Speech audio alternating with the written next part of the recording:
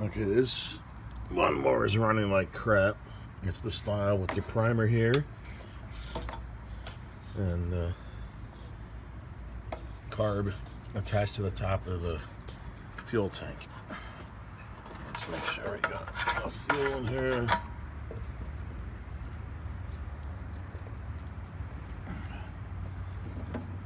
Could swear I had more gas in there. Let me put some more gas in there. Okay, more gas is in there, and then we'll spray gas. Should be able to hear it. Should hear the gas spray in. Okay. Should start right up.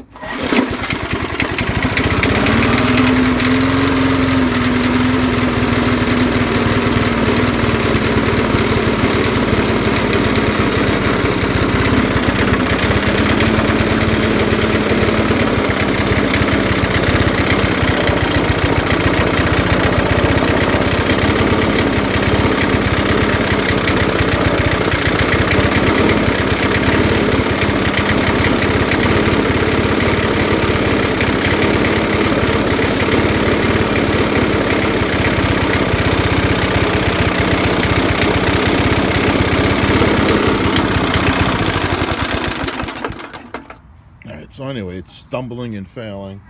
I'm pretty sure that's because the diaphragm is a little wasted. I got some new ones here. Pretty sure the diaphragm that's in there. Let me open this up.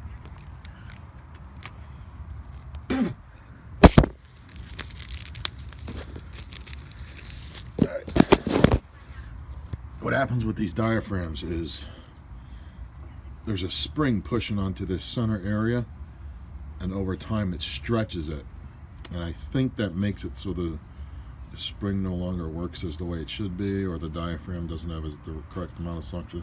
So I'm going to go in there and replace that. I don't care about the gasket. You don't need to replace gaskets unless the things rip.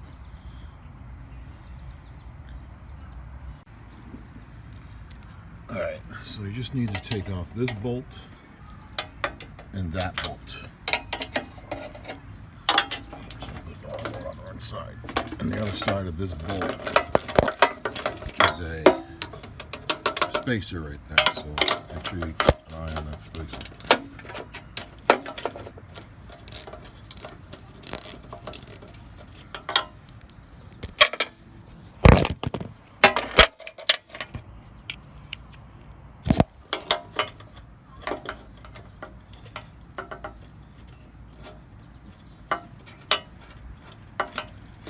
I usually don't videotape this.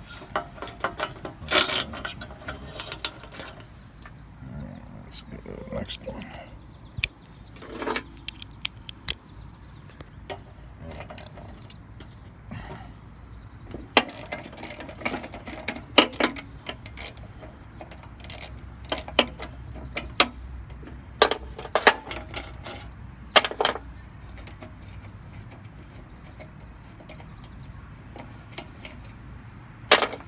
This is just going to pull out.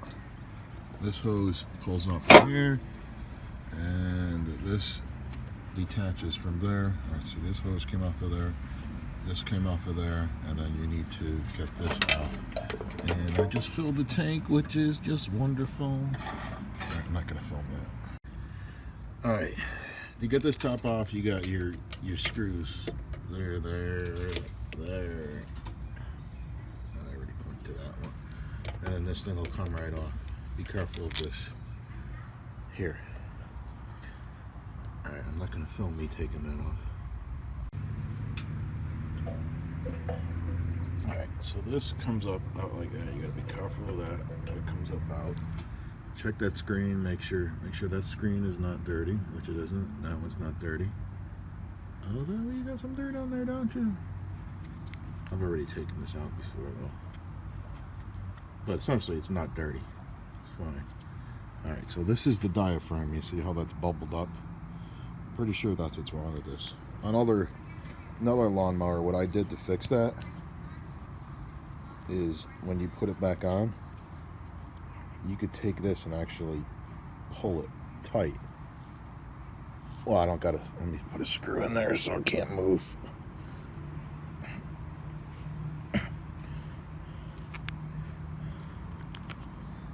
What I've done before is take this and pulled it tight like that, and then put it back on. And that worked. But really, you should replace the diaphragm. You take these screws out that I just put in there. Nice in time. Alright, so anyway, see, when this diaphragm comes off, there's that spring right there. And I'm not going to go and take all this, well, yeah, sure I will. Alright, let's take this off. So I'm not going to replace this because there's nothing wrong with it. Oh, and as I said that, I just ripped it. Alright, so I will replace this. Alright. Because I had this off before and cleaned everything, so I'll just show you what's going on.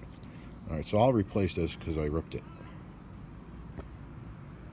Anyway, so I've already taken this apart and gone up with the carb cleaner, went into this jet, cleaned that, cleaned all the holes I can clean in there, went in here, sprayed, let's see, sprayed in there. There's that back jet way down there, that's down on there, the one to the side there, that one, sprayed that jet out.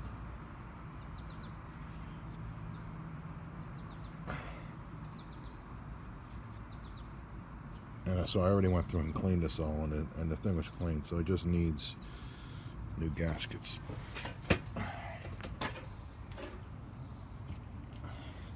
I mean, not gasket, it needs a new diaphragm.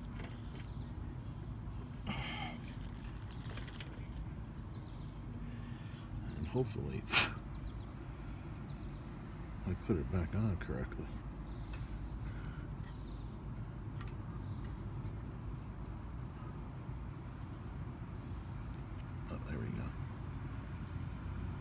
I'm just going to make sure it's the right diaphragm because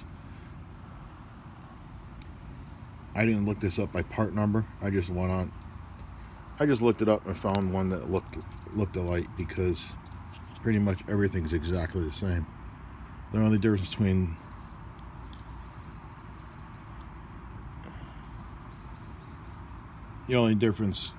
I saw was some had this triangle slit in there, and I'm looking right now and that doesn't do anything. It's just an opening into this plastic area, but doesn't do anything. But that was the only difference. Even ones of the same model number had that too. Alright, so my new one is this one. Put this on there, and I see how that spring is holding that up. I'll push it down. Alright, let me put this back together. Don't really need to see that. The other place you can get a leaked air is that O-ring right there. And that attaches there to the intake where the gas goes in. This is the breather valve that goes onto that and then comes into that hole there. Alright, so I got this on. And I don't even know if this is going to fix it. I'm pretty sure it's going to fix it. Because I really don't have the right spring there. That's not really anything. But this was running perfectly fine last summer when I added this on. Alright, I'm not going to film it. Alright, remember, this thing goes here. That was the spacer. Where you put that other long bolt on. Alright, here he goes. There's his brake.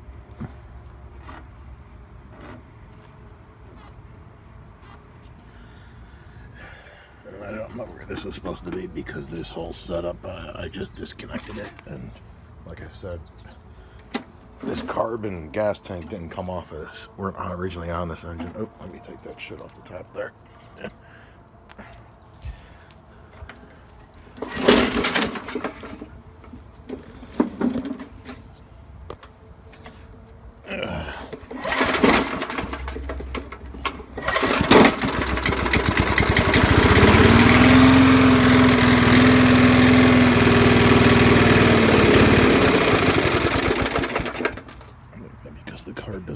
much gas in it or something. Let's see.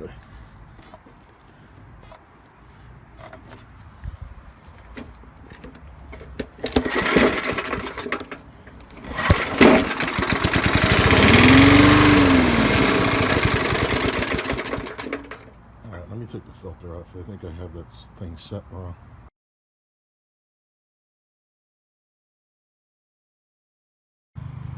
Heat shrinked the outer, and then the elbow over there started cracking, so I hot glued, sealed the heat shrink to it.